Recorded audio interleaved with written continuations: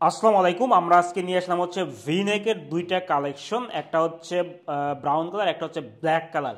তো ভিনেকটা কিন্তু খুবই হচ্ছে আপনার হচ্ছে যারা অফিসে জব করেন তাদের কিন্তু শার্টের উপরে পরার জন্য এবং স্টুডেন্ট জন্য সবাই জন্য আপনার হচ্ছে ভিনেকটা পারফেক্ট একটা আপনার উইন্টার কালেকশন। তো আমি একটা একটা কালার দেখাচ্ছি। দেখেন আমাদের ভিনেকের আপনার বৈশিষ্ট্যটা হচ্ছে এই ভিনেকটা হচ্ছে আপনার এটা কিন্তু আপনার খুবই কটন অর্থাৎ চিকন সুতার কটনের দ্বারা তৈরি। অর্থাৎ চিকন সুতা কেন বলতেছি, অনেকেই ভিনেক দেখবেন রিপ ফেব্রিক্সের ভিনেকগুলো হয় কি, এগুলো হচ্ছে আপনার শরীর চুলকাবে, আপনি পরতে অস্বস্তি বোধ করবেন।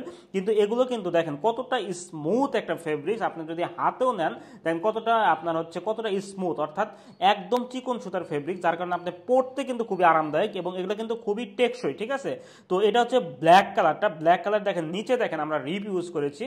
রিপটা দেখেন খুবই খুবই কোয়ালিটিফুল রিপ আমরা ইউজ করেছি।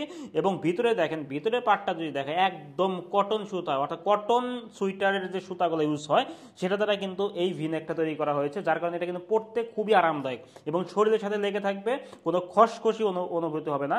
এবং হাতাটা যদি আমরা দেখি, স্লিপটা যদি দেখি, স্লিপে দেখেন এরকম ডিজাইন বা রিপ ইউজ করা রয়েছে।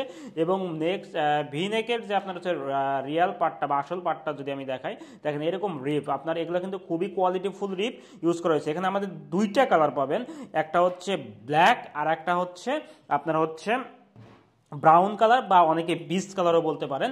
তো আবার অ্যাশ কালারও বলতে পারেন, কাছাকাছি কালারগুলো হতে পারে। তো এটা হচ্ছে আপনার হচ্ছে বিচ কালার বা অ্যাশ কালারের মধ্যে।